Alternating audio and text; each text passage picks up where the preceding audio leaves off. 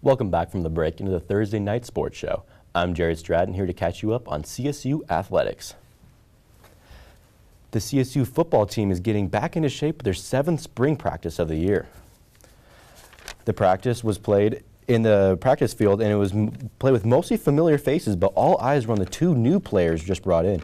As you can see right here, we have Nico Hall. He's one of the wide receivers recruited. He will be most likely starting for the team. We also have KJ Carta Samuels. He's a new quarterback for the team. He'll be assuming the new leadership role. He was originally going to go to UCLA with Chip Kelly, but he ended up going CSU last minute. And right here we have Warren Jackson beating off press coverage in some regular scheduled drills. He looks like just as good as last year, but this practice could not be done without the Oklahoma drills. The Oklahoma drills bring up some much needed energy for the next practices coming up. But the practice wasn't fully up to speed for Mike Bobo. After the practice, he had some positive comments for some positions in need for the Rams. Offensively, one I would say has been Darius Wise. I've been, he dropped a couple today, but I've been pleased with him. The thing about Darius, he can line up in all 3 receiver positions. He's a smart kid, so he's able to jump in there and play a lot of positions. I've seen improvement out of him. He's done a great job up front.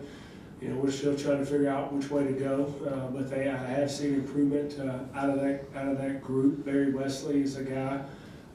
A local kid from Bear Creek High School down in Denver that's made improvement for us and running with the ones right now. We put him at left tackle and moved Tyler Bjorklund to right guard because of his improvement and because we needed some help at right guard.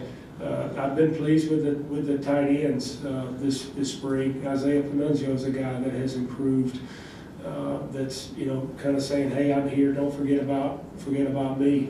Defensively, Trey Thomas has done some nice things this spring. He's always been able to run hard and been a great effort guy. He's just been putting it all together and been able to make plays in a defense. I've noticed him some. Darius Campbell's the guy defensively that they've been pleased with playing nickel. So there's been some bright spots for guys, but those are some guys that necessarily are not names that were full-time starters and are doing some things pretty well this spring. The Rams' record was 7-6 last year, ending with a loss in the Gildan New Mexico Bowl. The Rams will continue to work for a better record for the fall. This Tuesday, for the first time, the CSU women's soccer team played on the new on-campus stadium. The game was played under the lights against the UNC Bears. Although the game was started off hot for Beth Plenel right here with a corner shot, and it gave Lexi Swanson the assist for the first goal of the game. The Rams led 1-0 at that time. The game was extremely physical on both ends, and from right here we have a lofted kick, and you can see the physicality on both sides on that play. It was consistent the entire night, but beyond the physicality, this game never seemed to disappoint the crowd. Even with throw-ins such as this, like a flip, it was spectacular to watch.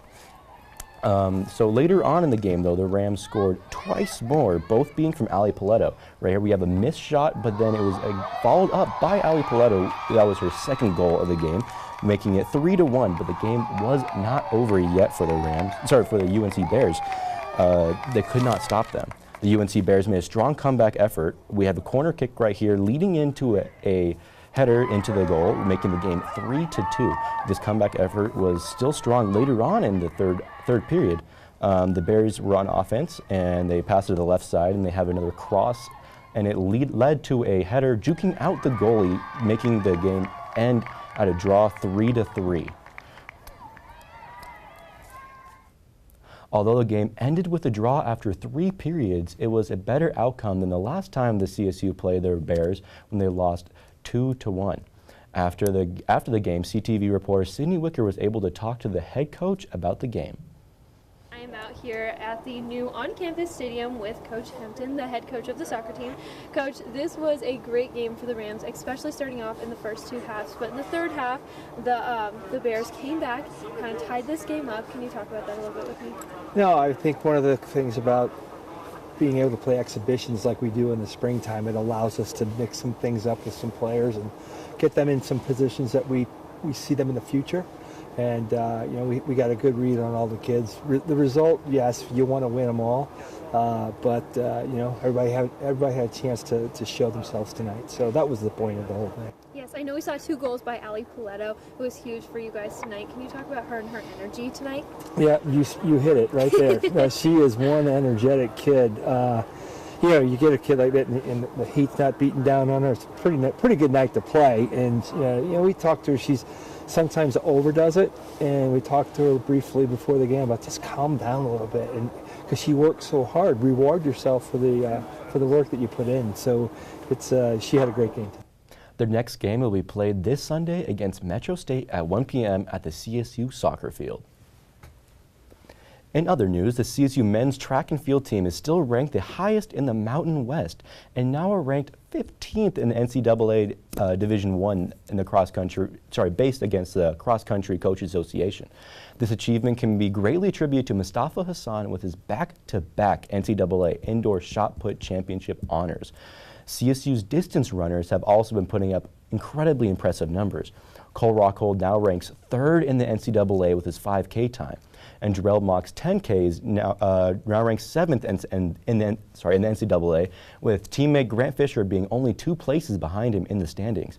The track and field team will be taking the field again this Friday in the Colorado Invitational in Boulder.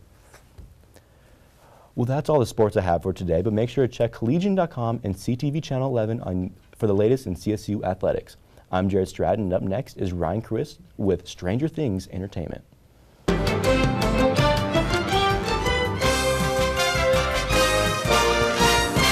Okay, so we drowned the